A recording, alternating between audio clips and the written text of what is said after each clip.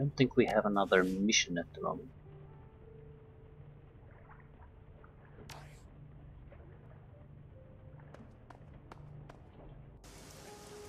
I'll run around a little bit, talk to people.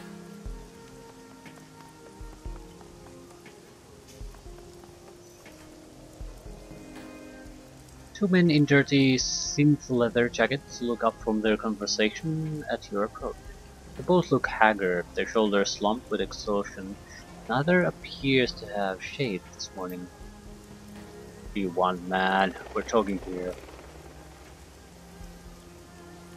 I'm new in town, figured it'd pay to make all the connections I can. A grim chuckle rumbles out of him. You choose the wrong day, stranger. We're moving further downstreams, and we're doing it today. There's something wrong with this place. Too many bad dreams. I know what you mean. Man blinks. His expression shifts from guarded to curious. You dream it too. Long corridor and the thing with the ivory crown. Yep. He licks his lips, nodding. Lots of people in town dreamed it, and something or something like it. From the folks I've talked to, there were a bunch of different versions. Some people turned away from the corridor, went down alleys, that kind of thing. I've never even set foot in the walled city before, stranger. So tell me, why the hell am I dreaming about it all of a sudden? I don't even know what the damn thing looks like on the inside.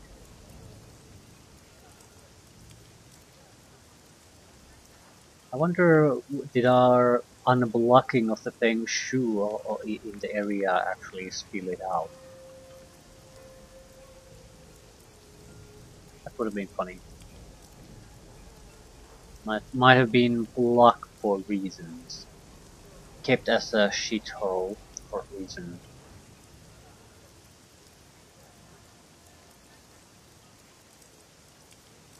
I think there's something strange going on, something magical, and the walled city is where it's coming from. It's a curse, nothing else it could be. Everybody knows that place is haunted, a living hell full of evil spirits and poisoned ki. If you're not careful, you wind up trapped inside with the rest of the human garbage. His companion cuts in. He catch a healthy whiff of alcohol on his breath. That isn't gonna happen to us. No way. Only the lowest of the low wind up in that walled city. So, like he said, we're going further downstream. As soon as our things are packed, we're out of here. I'm right, this place is a dump anyway. Let's try our luck in Macau. Hell with this place.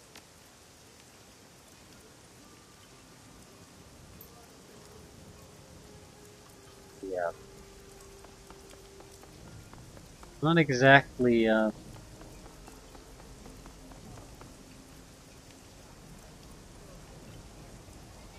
you surprised that that's going to be the main thing. This is just warm up.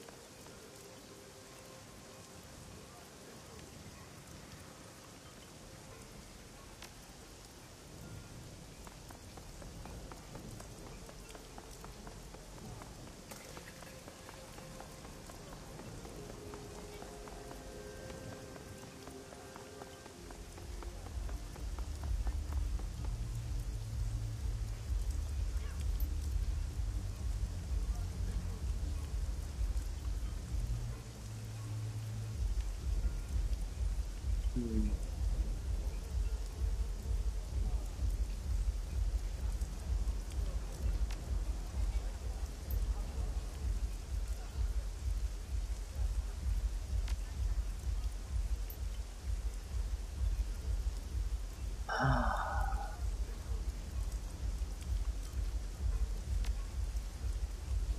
Okay.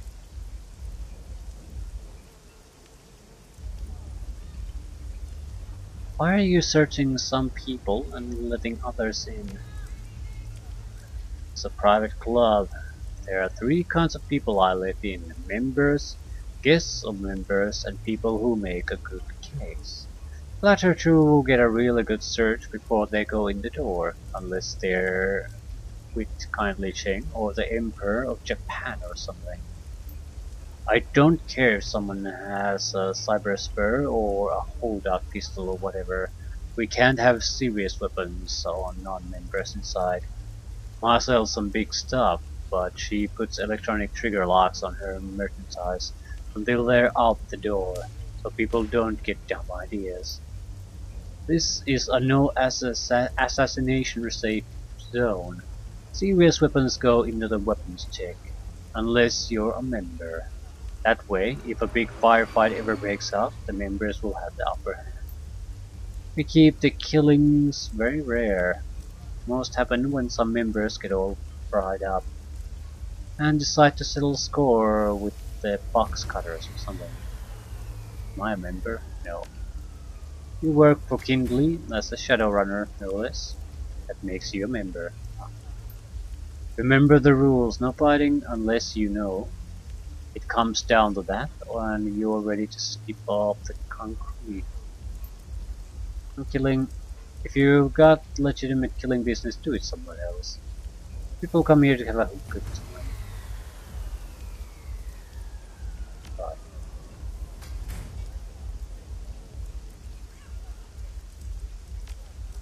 yeah, I wanted to talk to someone here about maybe they know about the guy who's been selling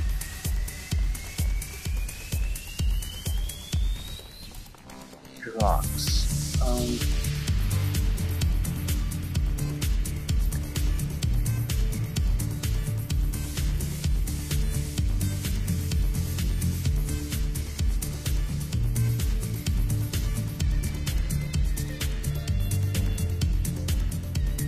Explode.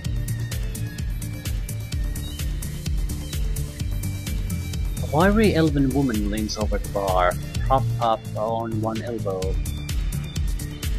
Below. She glances back at you over her shoulder as you approach, lifting a half-empty glass to her lips. Selection here is total crap, but it's cheap. I hope you're not looking for quality or you're gonna be really disappointed.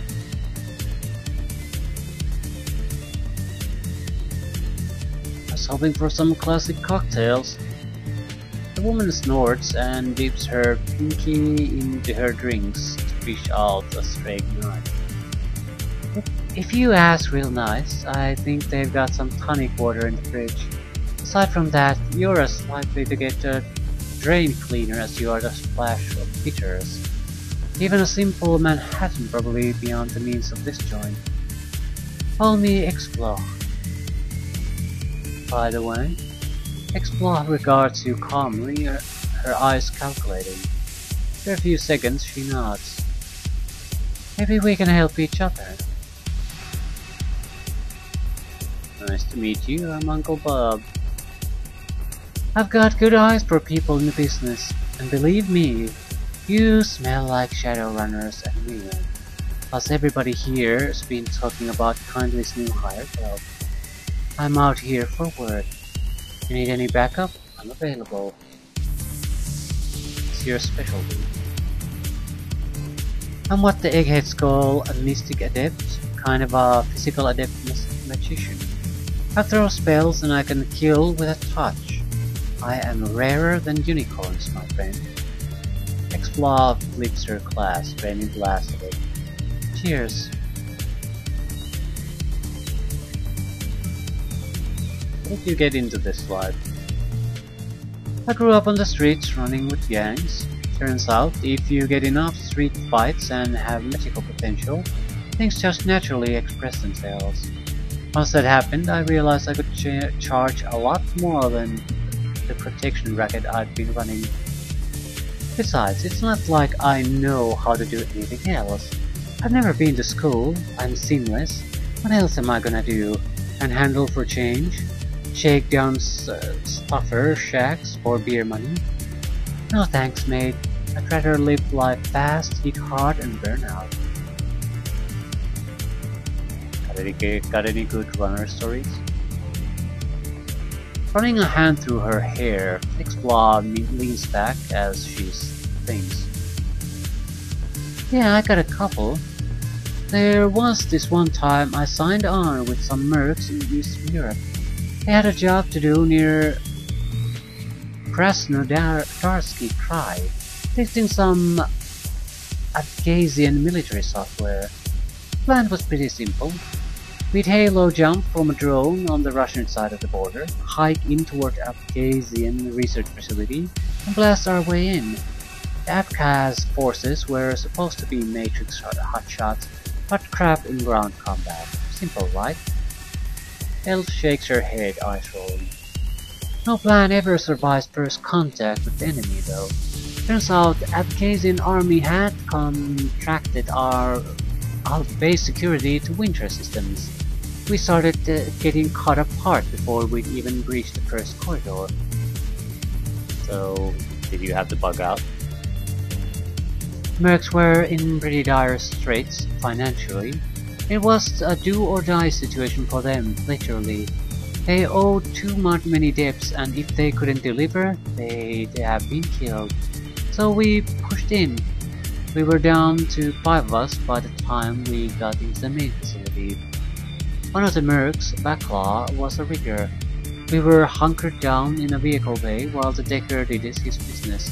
Backlaw realized one of the APCs hadn't been properly locked down, and it was still gassed up. Came out of that base with the 30mm cannon blazing away. Our exit was down at the coast. A riverine patrol boat the mercs had on standby. There was some nervous fighting, but we managed to get out. A bit full of holes, sure, but we survived.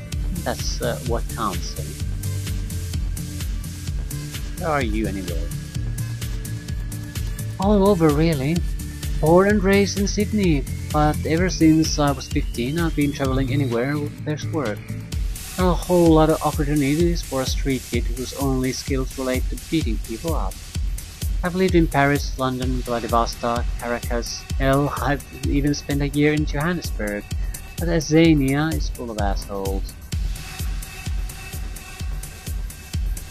The Cantonese is pretty good, I don't hear an accent. Expo taps the base of her neck with 2 fingers. That's because it's chipped. My only concession to cyberware. When you move around as much as I do, linguistsofts pay for themselves pretty quickly. They're not perfect, but they get the job done. See you. You know how to find me if you need me. I wouldn't be I guess this is nice if we have to get a major service. It's good to actually know the people I might have to end up hiring.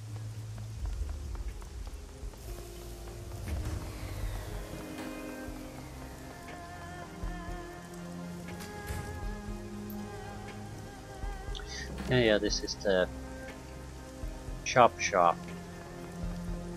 So we might as well take a look though.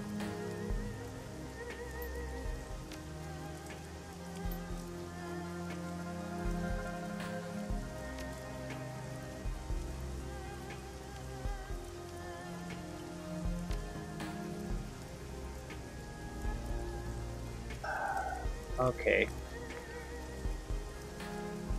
You get night chart vouch for you, I'll consider giving you the time of day, got it? Don't keep up with current events, do you? Night chart's dead. There's long silence on the intercom. Dying shame if that's true, and I saw that one coming. So you just washed up with Isabel and Gobbet, huh? You know what that tells me? You're here today, and you'll be gone tomorrow. I'll keep my distance. Okay, kindly will vouch. Yeah? You just idle your engine there for a minute and I'll check on that.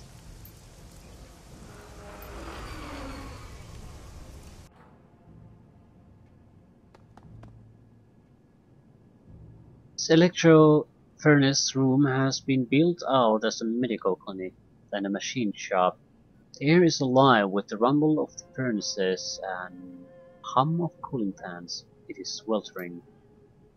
Front area is more like a homey coffee house than a clinic lobby. Comfortable, old furniture, used digipads, coloring books. The wall opposite to the boiler is cluttered with a mixture of photos and prints. Local artists' works, images of military vehicles, off-road racing, Rube Goldberg machines. Personal photos, old-time Chicago gangsters, the Desert Wars Motorized Combat Division. Personal photos. Pictures are mostly of Hawaii residents, holidays and parties. 10 armed Ambrose in many of them. Vast scope of photos suggests that Ambrose must be acquainted with almost everyone in Hawaii. The work areas look like a machine shop.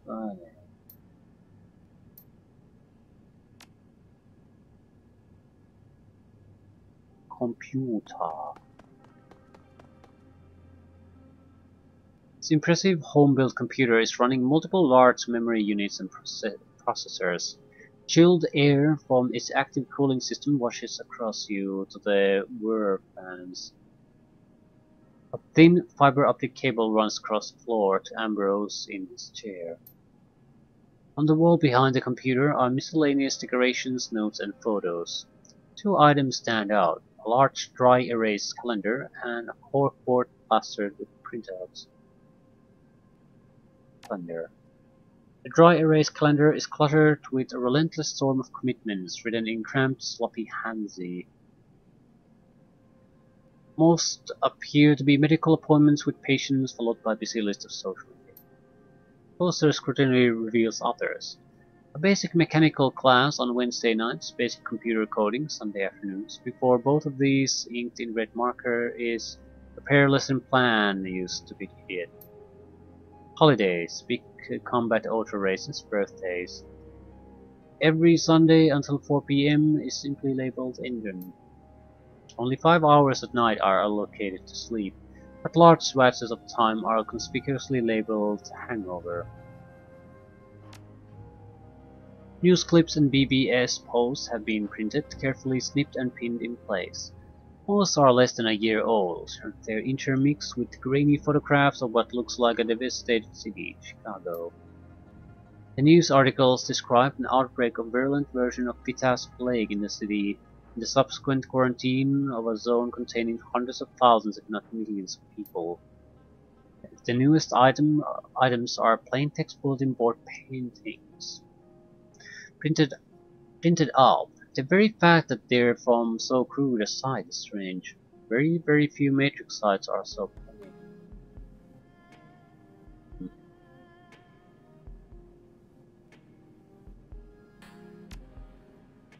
Postings are from a single bulletin board system, such as would usually be used only when bandwidth is at a premium or data has to be sent long distances, like thousands of kilometers. You can pick out some recurring statements that seem to refer to the venue, the BBS, Shadowland. Primary moderator looks like someone named Captain Chaos. Postings are probably from the North American Dark Matrix site that operates out of the Denver data haven, so-called Shadowland. The Shadowland, supposedly the global mothership of Matrix Haven for runners.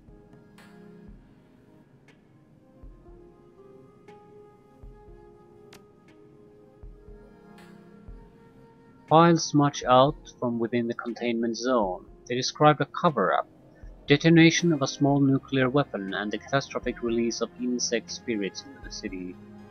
Current condition, as reported by drones and escapees, are horrific.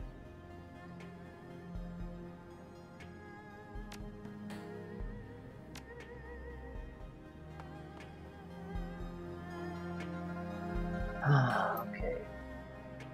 A severely crippled Caucasian man sits in a wheelchair amid the maelstrom of mess and robotics. He's in his 40s, thick beard, tungsten earrings, beer belly, one cyber eye. Both his legs are missing, one at the hip, other at the knee.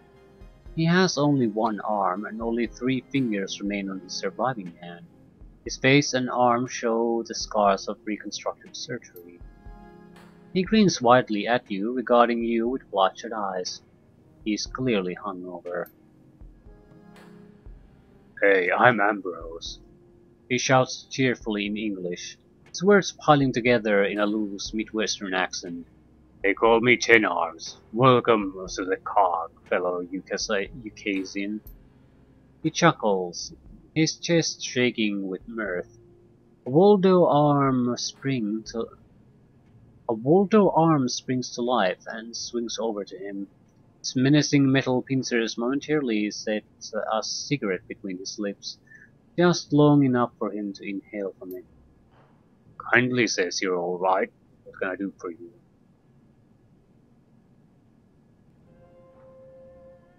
The front door is stuff a bulldozer. Why are you so fortified? Are you kidding? Have you any idea how much all the stuff in here is worth? This is a high capital operation and life's dangerous for a guy missing most of his members, tooling up smugglers and criminals. Let me tell you what though. Someone busts in here, they're gonna be in a world of hurt.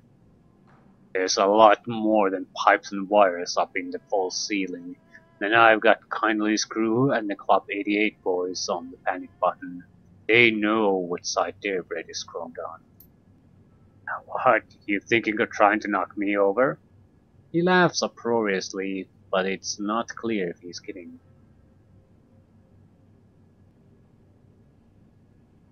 Yes, you're a doctor. Sure am. I'm a rig doctor. Roctor. Ambrose bursts into laughter, then stops and clutches his head. Oh man, I cannot laugh hard today. Too much partying last night. Hurts. I'm not board certified, but don't worry, I should be.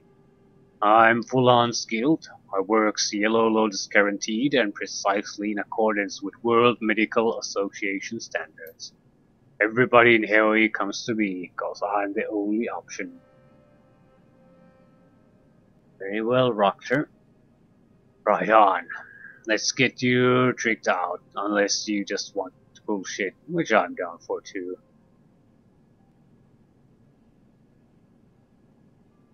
You're from the UCAS Midwest. How do you land in Hong Kong?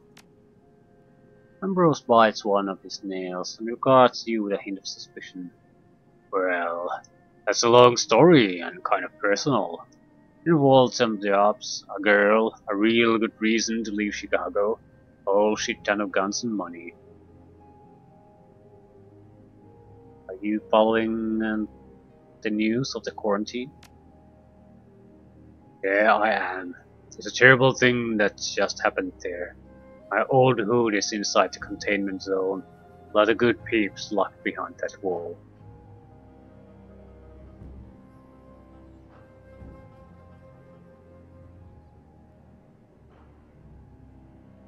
I read the postings on your wall, the ones about bug spirits. Yeah, some of their leaked material is pretty convincing. Mega Vitus Plague, bug spirits, I'm not sure which is more scary. Hell, maybe it's the Walking Dead. Think about it. We've got at least our 4 HMHVB variants.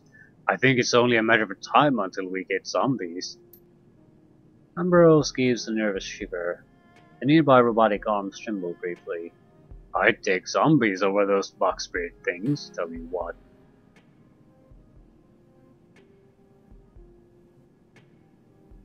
Guns and money were involved. Sounds like a good story. Shadowrunning. Yeah, stuff like that. I was a hardcore vehicle rigger back then, before Johnny Law cracked down on the road rigs. And those were the cowboy days. Freaky as hell, but great to remember. We're rebuilding trucks in chop shops, reinforced the frames, bolt armor on, mod the suspension with robotics, drive them right through the front windows of buildings, and bash aside Lone Star cruisers on the way out. Times. Do that in Hong Kong, you get auto barricades and a missile enema. Crying shame. Anyway, I need to get out of that shit town. Spread my wings. You know how it goes.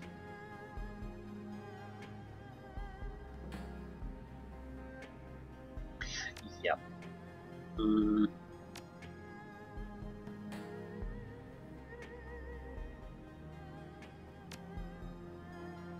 medical supplies and cyberware.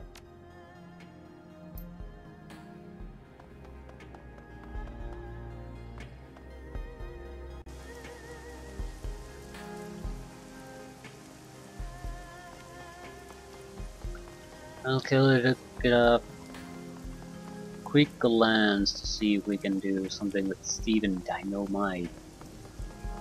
And then I'm gonna go and rest. If we can set out on a new job. Talk to the... Who are you? Handsome Lee. Well, well, well. You're just the guy I've been looking for. It's muggy out, even for Hawaii in monsoon season. Toss them up your brow. Suddenly, you feel eyes upon you. As you glance up, you meet the tranquil, searching gaze of a man, half hidden in the shadows.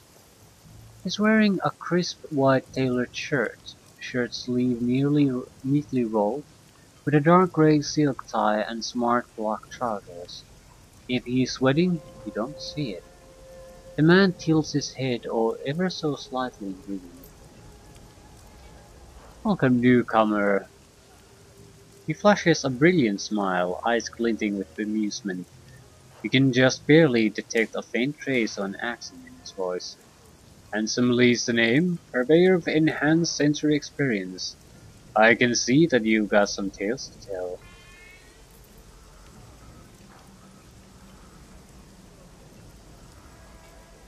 You're not from around here, are you? Smile flickers briefly. He's got a decent poker face, but you can see that he's rattled. I know, what do you ask?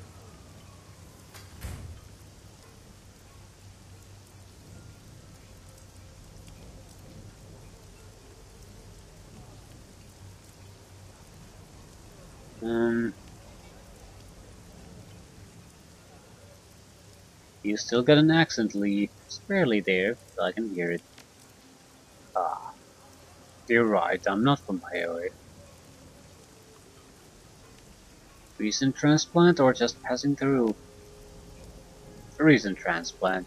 I split my time between Hawaii and Aberdeen. Well, I'm mostly in the latter these days. I come here by way of Taiwan. That was my home until I was forced to flee during the Nationalist War. I hear you have a slight accent as well, let me guess. Seattle?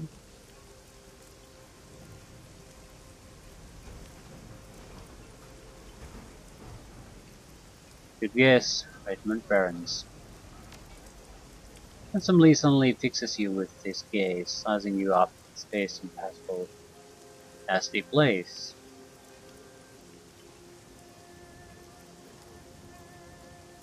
It toughened me up. I've nothing to be ashamed of. I know just what you mean. My own life experiences have left me ready for anything.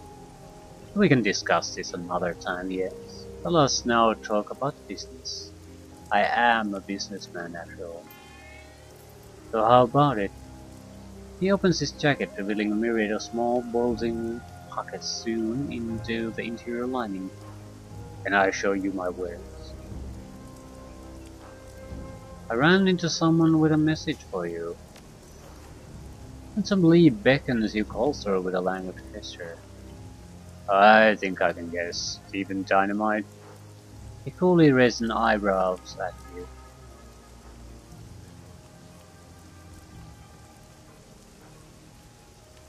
How do you know? It was about time for him to contact me. I know his cycles very well. He's one of my most loyal customers.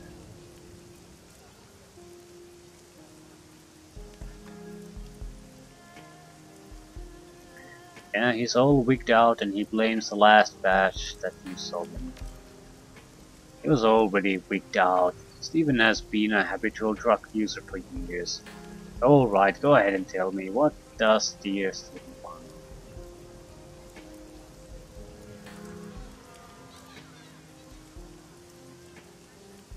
What do you think? He wants his new yen back. He straightens abruptly from his elegant slouch and adjusts his chin out. There was absolutely nothing wrong with my latest creation. It was painstakingly designed to elevate the senses and titillate the spirit. A smooth high that I have indulged in myself. Now, if the unfortunate Stephen happened to dilute my masterpiece with other lesser substances, I can hardly be held responsible. The tone of finality is unmistakable.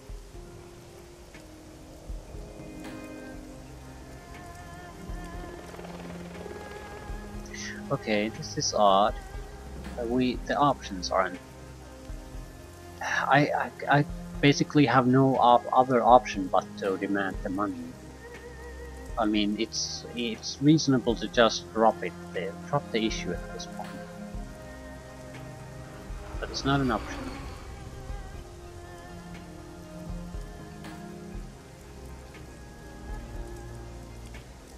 I'm not leaving empty-handed, I guess. He stares at you for a long moment, then reaches into his breast pocket. With a deft motion, he pulls out a small packet and presents it to you. There is no money anymore. I have expenses, just as I'm sure that you do. Here, give this to Stephen with my regards. What's in the package? A freebie. This is what our dear Stephen Dynamite really wants, whether he will admit it or not.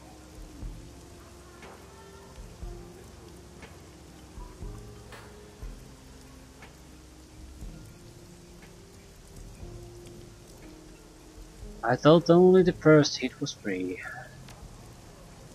He cocks his head to the side with a dry smile. Suppose I have a soft spot for my clients when I know they're down. Practically a charitable organization. The man smiles blandly. Why?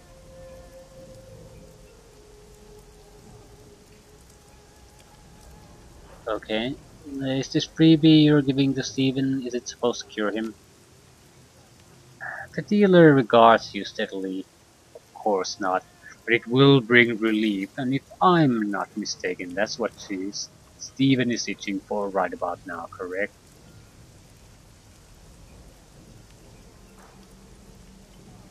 Relief is the exact word that he used. Told you that I know Steven well enough to guess when he'll be desperate for another fix.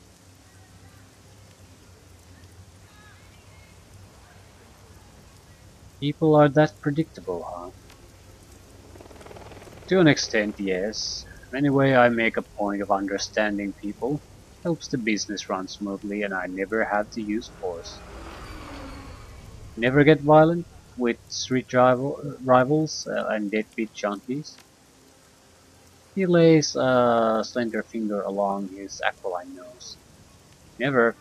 For one, it's not my style. Second, I know to make an exit before things get too hard.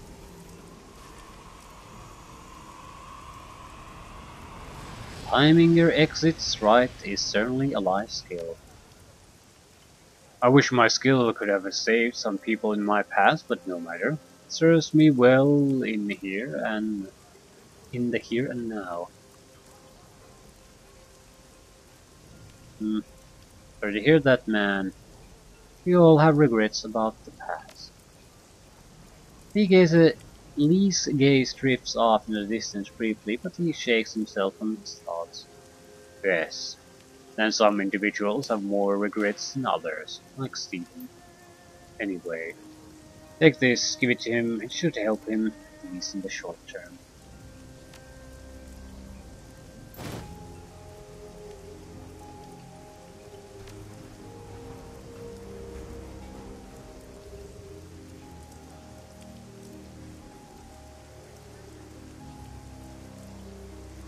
Uh, you have no cream slots in stash. Good.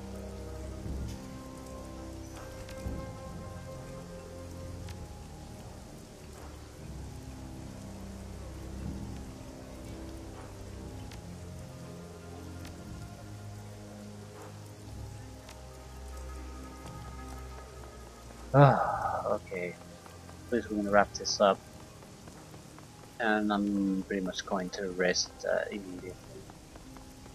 I know I need to visit the magic shop.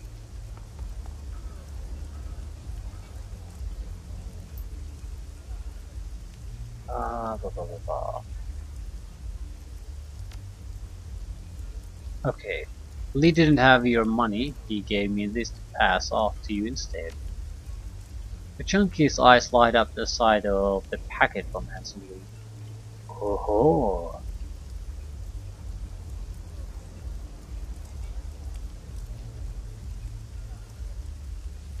Just to warn you, it's the exact same stuff that you thought was poison. The man waves his hand dismissively. Must have been delirious or high at the time. Give it to me. Sure. One last hit, that's all I need.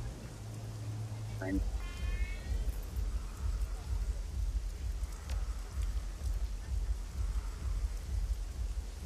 Now I can ask about the dreams. Why?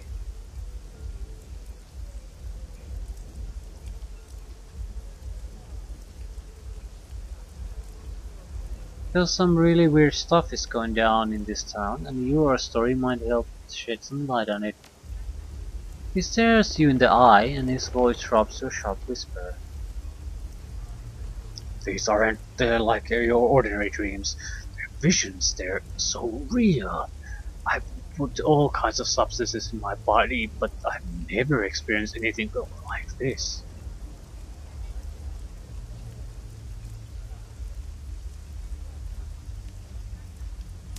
You were practically raving the last time we talked.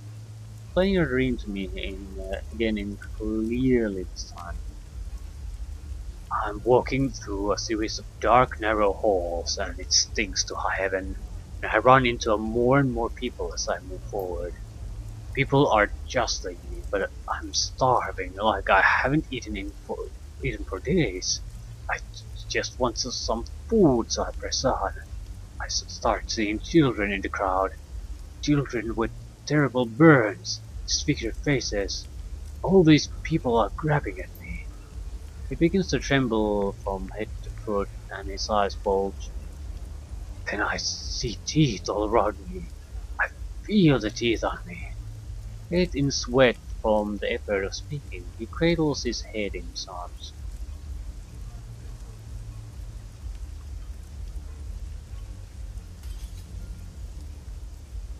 Okay, Steve, let's talk about the drugs. You said that you're on a lot of them, right? More than I can count. I used to get my kicks from explosives. I like blowing up stuff. See glass splintering, solid walls disintegrating, flames licking the sky. Not anymore. Now I stick to needles and pills. Are you a Shadowrunner? No, not so much. I was a bomb maker. I designed custom ordnance. It was a dream job, plus it was very lucrative. He rubs his thumbs and forefingers together, then snaps. Megacorps couldn't get enough of the devices I invented.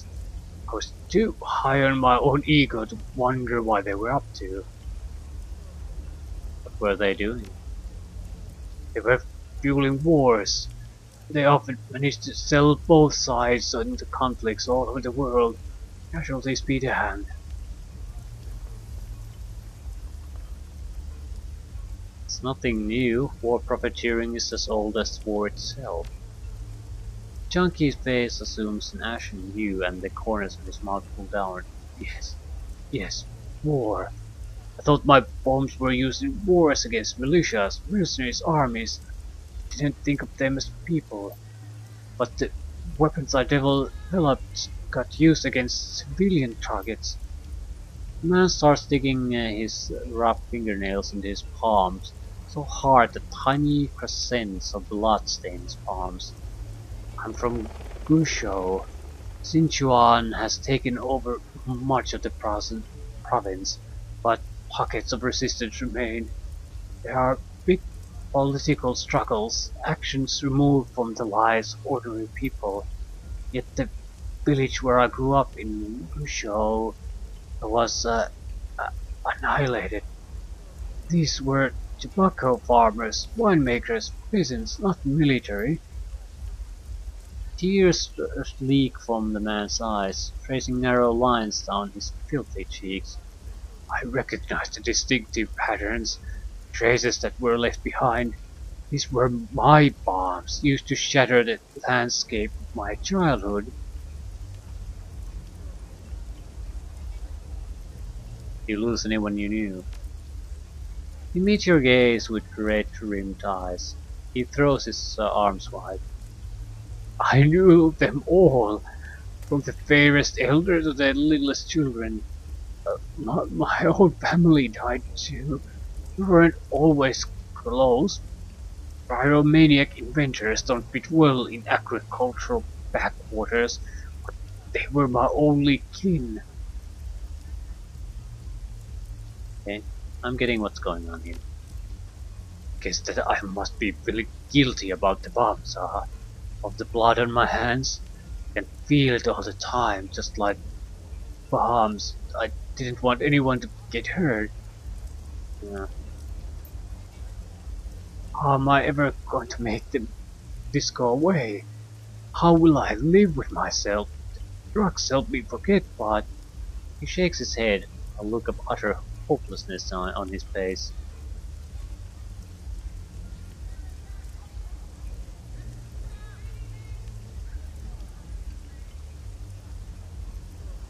Hmm,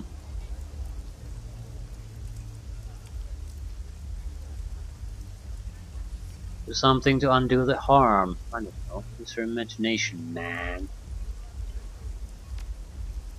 The junkie sways mutely in place, gnawing on his chapped lower lip. A minute passes before he manages to speak again. I wouldn't know where to begin. Need time to think. His hoarse voice cracks with emotion.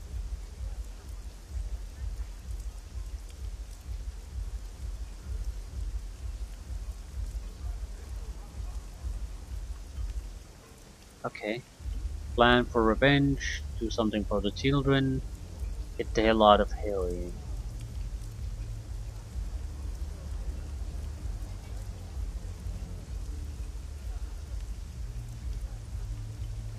Going after a megacorp isn't gonna change anything, it's just a waste of time. Try to make effort for the better. Man lowers himself into a squat and hugs his knees.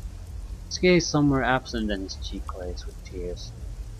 There are a couple of shelters where I used to crash when I was less down and out than I am now. There are lots of families I could help out. The man pauses, licking his lips, his mouth feeling for the right words. But in the end, I probably need to go home to Guizhou when I can bring myself to. I'll tell you what, I'll think about it. I'll think real hard. Thinking about it isn't going to be enough. You need to do something. Yeah, I will. I will, I promise. I don't care if you do or not. Yeah, but I still I guess, wanted to say it because I guess the biggest problem in usually any kind of situation really is that you spend your time thinking about it instead of actually doing about something about it.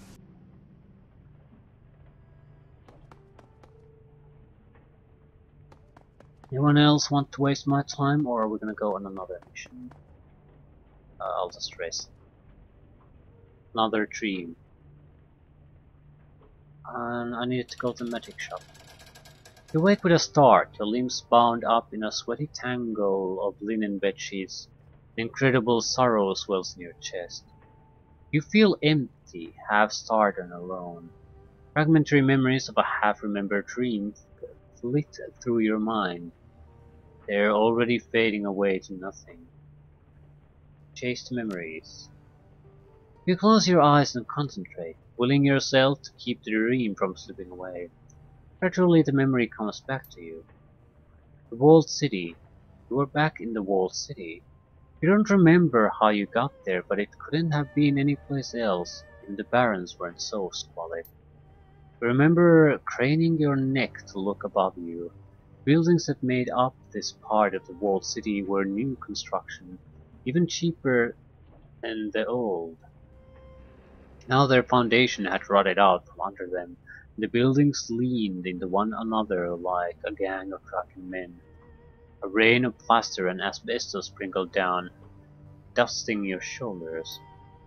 You began to creep forward, picking your way past the piles of refuge and debris, past the pimps and the dumpster fires, the broken glass and the dirty needles. The air reeked of rot and sewage and industrial waste, a disgusting melange that caught in your sinuses and crawled down your throat. You, you gagged on the stink, but it didn't slow you down.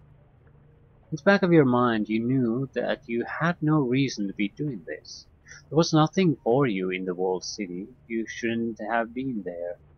But the rest of you was hungry, unbearably, indescribably hungry, and that part of you knew that if you keep moving, you'd finally get to eat. As you forced your way deeper into the walled city, locals stood at their windows and stared.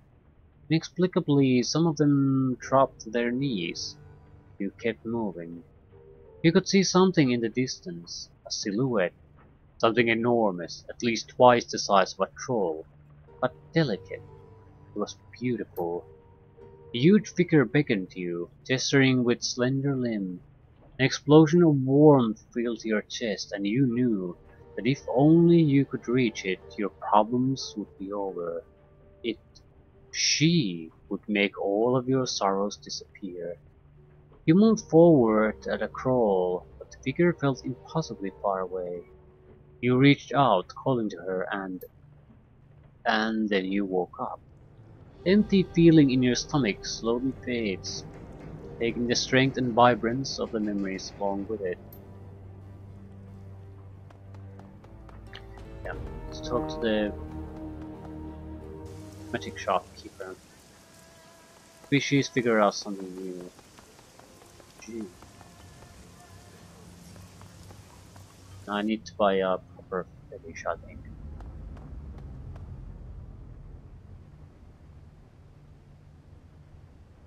Um, any vivid dreams lately? As a matter of fact, I have. But we all get the occasional vivid dream, nothing special there. Why are we reading up on them? Yeah, we've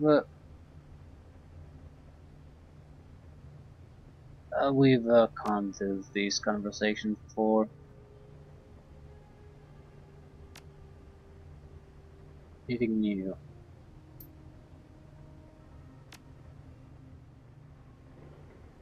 Ooh. A slow smile spread across her cheeks. She nods. This mind-numbing tedium is starting to pay off. Check this out. The dreams that everyone's having, they aren't really dreams. They're omens. From what I've gathered, we're walking a fine line here. They're pretty dangerous.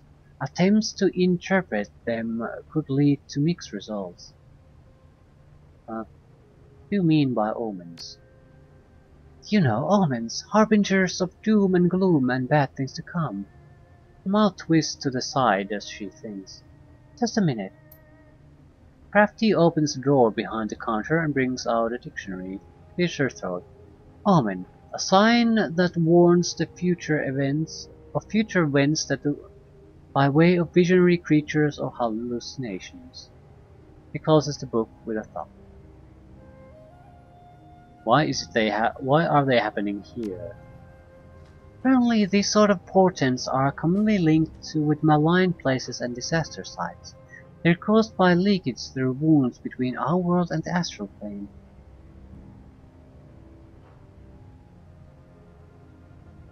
What's causing the wounds? Can we stop it? I'm not sure we can. At least I haven't found anything about that in my mother's text yet. He lays a hand flat on the countertop and leans forward. We don't want to dive into this haphazardly. Remember, these omens can be dangerous. How are they dangerous? She holds up a finger and starts digging around for another text. After a moment she locates a small notepad and flips to a dog-eared page. In here it says, these visions or dreams or whatever you want to call them are real. They're open to interpretation, but interpreting them incorrectly can be disastrous, since astral space is a place of dream logic.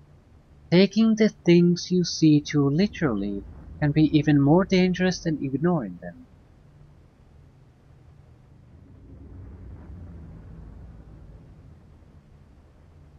Sounds like the best outcome would be for one of us to interpret a dream correctly. Using the term loosely, yes. But there's no real correct way to interpret a dream. It's difficult to separate the nonsense from the substance. Can you interpret dreams? Lefty plunks the notepad on the top of a nearby book tower. I can't help you interpret your dreams. Whatever they're trying to impart is beyond me. All I can do is keep reading. There has to be something in this library that can help us understand what's happening. Hmm. Yeah, we're already making strides. Thanks, Crafty.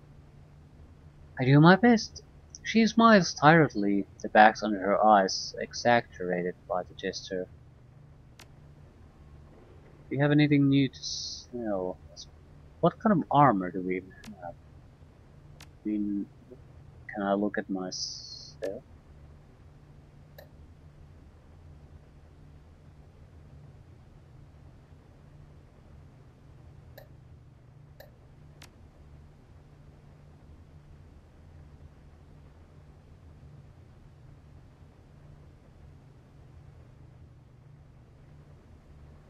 Oh. Guess I'll just buy a Force 2 Elemental.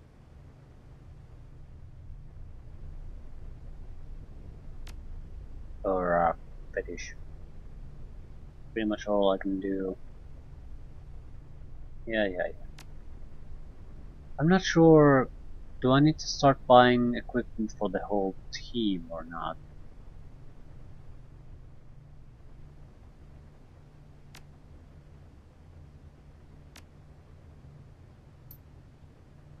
I certainly hope not. By the way, next mission.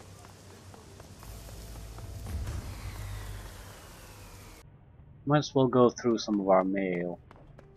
Accept all of them. I don't know why I wouldn't accept all of them. Geomantic sabotage. Geomancy is big business in the free enterprise zone. Here in Hong Kong, Feng Shui isn't just the act of rearranging your kitchen to make things look pretty. The fortunes of empires rise and fall with the ebb and flow of qi, and sometimes that flow needs a helping hand. Wuxing Incorporated are the preeminent practitioners of large-scale key manipulation here in the free enterprise zone. They've gone to great lengths to channel key from all over Hong Kong into their headquarters, an enormous monstrosity that they call the Wuxing Sky Tower. There it's focused and transformed into good fortune through the building's geomantically attuned architecture and interior decoration. Our client believes that it is time for Wuxing good luck to run out. You are to infiltrate the Sky Tower and disrupt the flow of Qi throughout the building, but you are to do so in two distinct fashions. First, you must disrupt the Feng Shui of the offices by subtly altering the environments of that level. This will consist of minor adjustments of desks, spilled water, and other small activities that are unlikely to be noticed.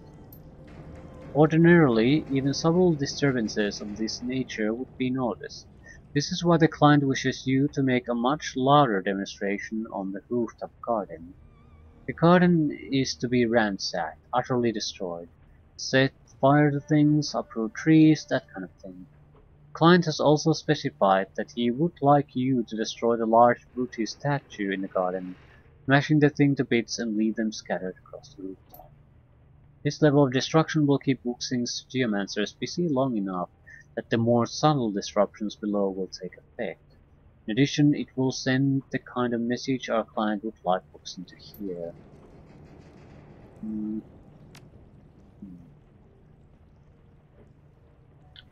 Dreams.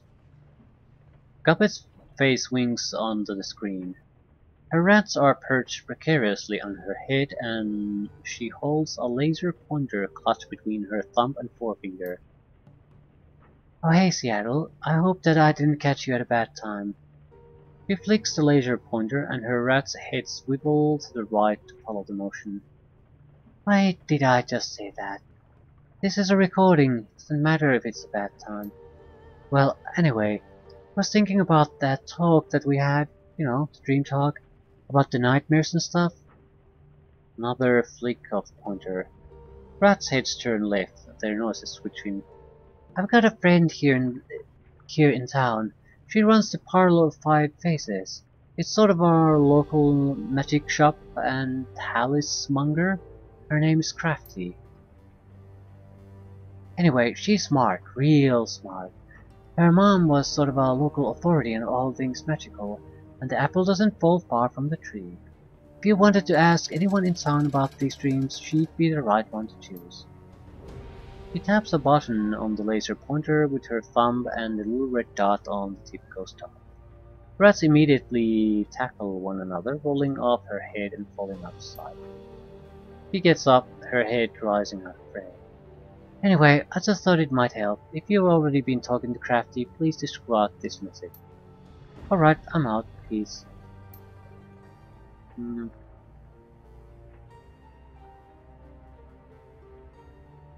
Raymond Black's history. From Isabel. Duncan asked me to do some digging on my own into Raymond's history. I guess he doesn't trust kindly Chengdu give him the full story. Can't say I blame him, since she'd hide things from us if it was in her best interest to do so. So I've been poking around various corners of the Matrix, trying to dig up what I can. Most sinners leave a data trail the size of an aircraft carrier in their wake. Working backwards in time, Raymond starts out that way. It slowly tapers away into nothingness. Sure, I can find some basic records in Seattle, power utilities, a couple of public discussion sites he signed up for, but the further back I get, the less I find. And the craziest part is this. Prior to 2032, I can't find anything at all, and that shouldn't be possible. It's like Raymond didn't exist before then. I don't know, I'll going to keep digging. It'll take me a while. I'll let you know when I get some news worth sharing. Opportunity. Yo, come see me if you have a chance. I have a trade opportunity. Maximum law. Done is what happens when I rain fire. Okay. Attending a party. I need you to come to the parlor. A friend and business partner of mine, named Dr. Shin Yang, has need of your services. Something about attending a fancy party in Repulse Bay. Wasn't willing to give me details. I think he wants to size you up himself.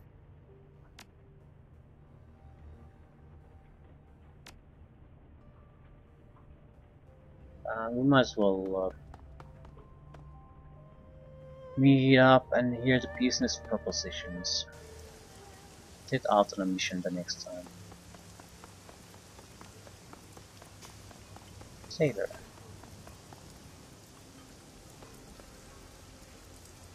Three people, possibly locals, are busily hunched over avidly discussing something beneath their breath. Sailors. I asked Crafty and she said the same. Them dreams is bad. Think we'll lose them at sea? We're supposed to set out soon to make that delivery. But if they follow us? I don't think so. Captain said these things is just affecting right here for now. As soon as we sail, dreams will stop. Hey.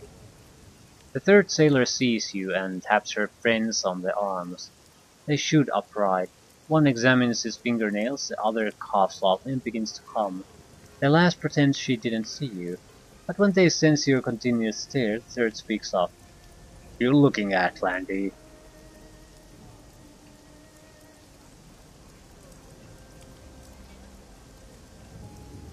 There was a boat here with a merchant selling goods not too long ago, I believe. Three sailors' suspicions turns into smirks, one snickers to herself. Merchant, he says. That crook didn't so much as leave as he was chased off by kindly. No sales permit, not a big loss though. The local shops have way better stuff than the small-time hustler. Why don't you look around? You'll find the shop owners here more friendly toward you now that you've gotten the okay with them kindly. Um, Dreams. Seems anyone who comes by these parts is having them, and as soon as they leave, the dreams stop.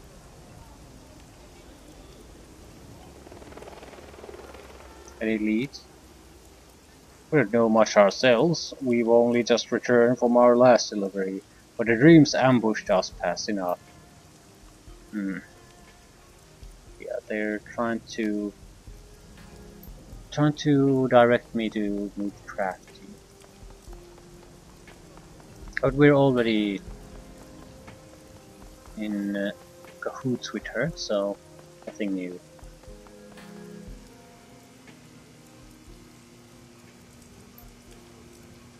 Okay, what's your offer? Kindly had one paw burn your sin. Word is you're doing work for her, not normal Yellow Lotus stuff. Flow shifts from foot to foot. He fidgets with the hardware on his belt. Shadowrunning. Okay, what about it?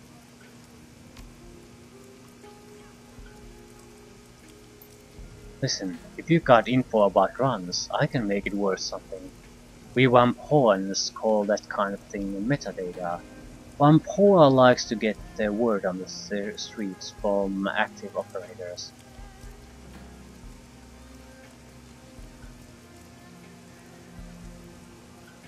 Doesn't Wampoa's service to their clientele include not prying? It's not prying. Flo speaks with authority. He thrusts his chest out and puts his hand on his hips. It's gathering information. The world runs on information. If you got metadata for me, great. If not, see if I care. Paul looks as though there rain across the rocking boats. He wipes his foggy goggle lenses with a rag from his pocket. His stomach gurgles loudly. Augmented reality goggles aside, this gig gets really boring sometimes. You ever want to talk shop, I'm here.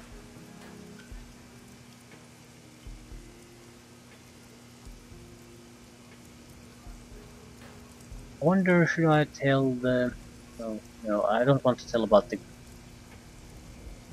not the details about our previous mission, but a ghoul was killing your travel editors. Yeah, I heard. It's all over our network. So is the fact that you whacked him. Good for you. Can't believe Magpie's gone. She was the best of the bunch. She was brilliant. She decked, she coded, and she knew the infrastructure. Magpie and the rest of us in her bus maintained the shadow nets. We're the reason why Poa can even stay independent. Now NG is gonna take over everything.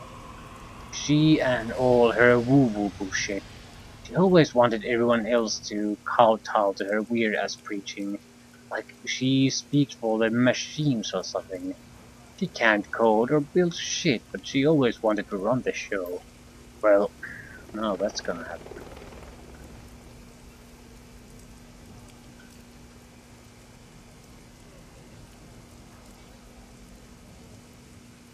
The elders give you the details.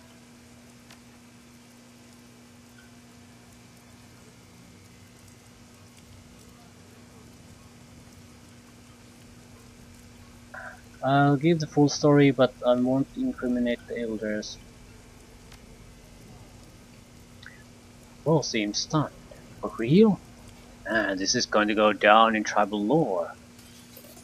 Here, this is a grit stick I keep in hand when people have special information. Take it, you've earned it. Well, ooh. Basically, I guess if we leak some information, nothing, no secrets really. Be okay. Yeah, I'm going to talk to Cheng and see what she wants. Leave it at that.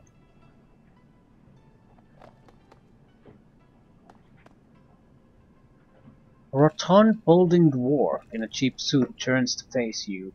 Light gleams from the heavy gold chains that hang around his neck.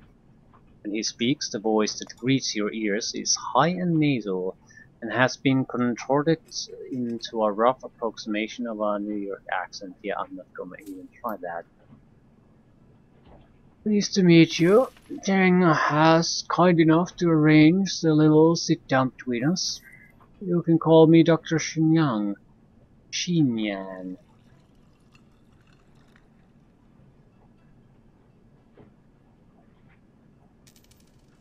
Oh, pleased to meet you. His grip is as soft as his palm is moist. It's like shaking hands with a boneless ham. You share a long, uncomfortable, flaccid handshake before he finally releases you. I'm looking for a little outside help with a problem I've been having. Ordinarily, I'll handle it myself, or have some of my friends see it, but it's kinda delicate, you know. Guys be noticed before they made any headway on my problem. So I figure, hey, I hire contractors all the time. Might as well get some contractors of a different stripe.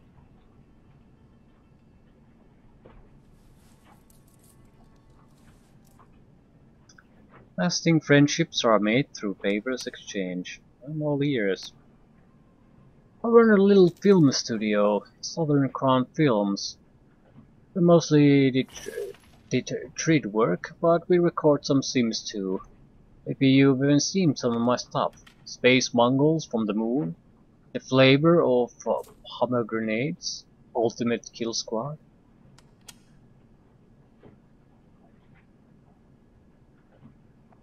Can't say I've had the pleasure.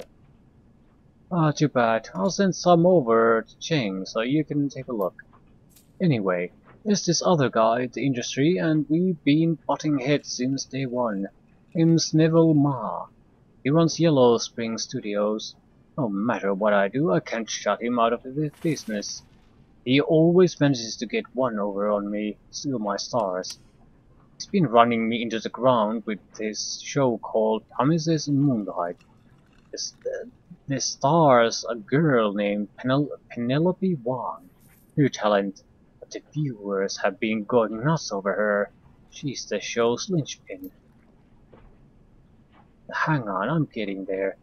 So about 6 months ago, Neville was out in Guangzhou for some hoity-toity party. He's on the road, probably drunk, as Semi comes out of nowhere, and pow! Wrecks his fancy new Eurocar Westwind. Bad luck for Neville, good luck for me, I figure. Hey, that's the end of him for the year. And I start planning some new stuff he can't compete with from inside a hospital. You follow me so far? Keep on, okay, keep going. Problem is, the bastard's back in the game already, and he's bringing out season 2 of Promises in Moonlight. I need that show off the air, one way or another, and that, my friend, is where you come in. Okay. How long did it take for him to recuperate? I tell you, kid, he should have been in the hospital for at least 3 months, and in physical therapy a lot longer. But it took him a week to get out. And freaking believe it, that kind of medical care costs top dollar. He's got a lot of money, but not that much. Recovery time like that means that one of two things is going on. Neville could have found himself a silent partner, someone willing to pay top dollar for cutting-edge care. I don't think it's likely, but it could happen. That ain't it. Smart Money says that he's been skimming off the top of Yellow Spring's earnings and not reporting it to the other shareholders. How do I fit into all this? I need you to go get me something to blackmail Neville with. Find out how he could afford to get out of hospital so fast. He works out of this penthouse most days, so search his computer, closet, sock drawer, whatever. There's got to be something incriminating in there. And where's the penthouse? Neville lives in the Repulse Bay. It's this real swanky joint on the south end of Hong Kong Island, by the bay with the same name. I haven't been able to get anybody in to poke around his apartment because the security is too tight. Lucky for you though, Neville's throwing party on the mezzanine level, with all the shops and a restaurant and a balcony and such. He's celebrating the second season launch of his show, and everybody's gonna be there. Now make a real snarl for the building security. Might also wanna hit up the party if you can bluff your way in. Everyone close to Neville will be there, and most of them will be 3 sheets to the wind by the time you get in. Some discreet questioning might get me the dirt that I need. Just remember, if you go to the party, don't use your real name. Go with Argyle. Should be safe enough. There's nobody in the biz out there with that name, so nobody will ask any questions about how your work is going. It's easy enough. Now the blackmail material is what I need more than anything. But if you can get Penelope Wong out of her contract, I'll pay you extra, got it? I want that star power on my side. One last thing. I don't want you starting a scene while you're there. You interrupt his party, make a mess, or trash his apartment, and I'm not going to pay. We clear on that? Good. Can't have Ma knowing that I'm after him. In my business, everybody's got dirty tricks, but if you make it public, you are using him. Dr. Shenyang draws a finger across his throat. That's it. My career's as dead as the People's Republic of China. Nobody'll work with me or with me ever again. So don't embarrass me. I'll be discreet. That's what I like to hear. You scratch my back, I scratch yours. You can get paid, and I'll put the word out you're a solid hire.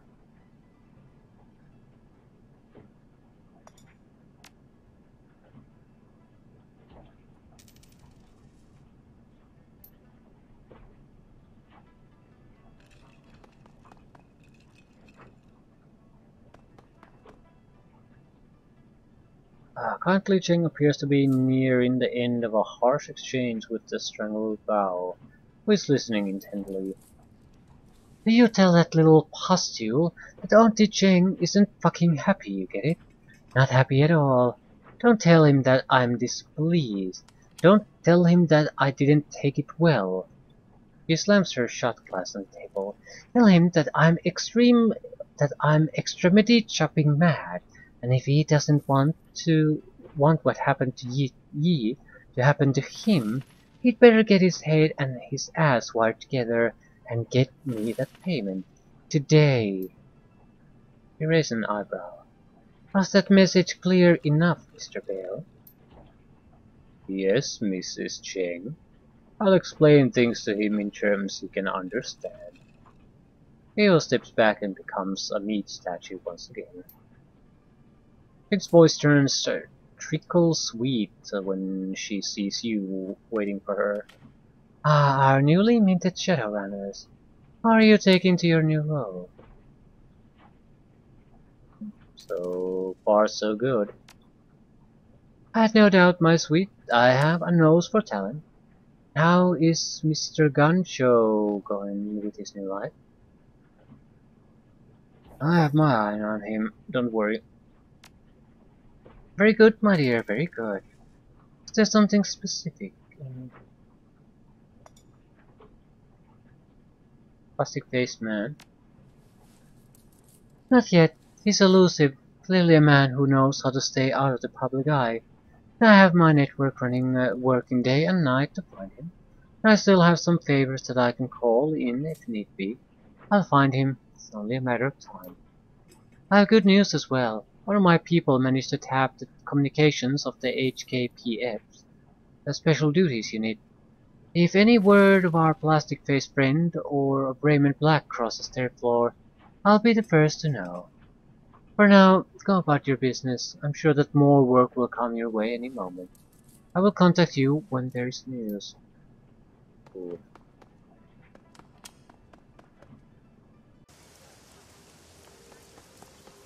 Hmm.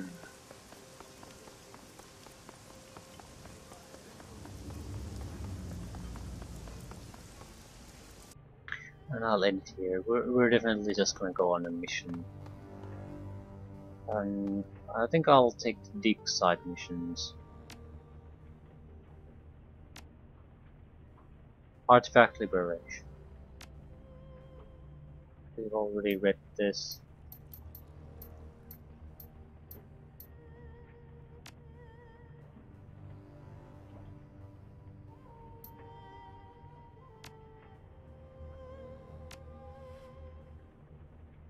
Go to the Emperor's Tomb Museum to liberate artifacts.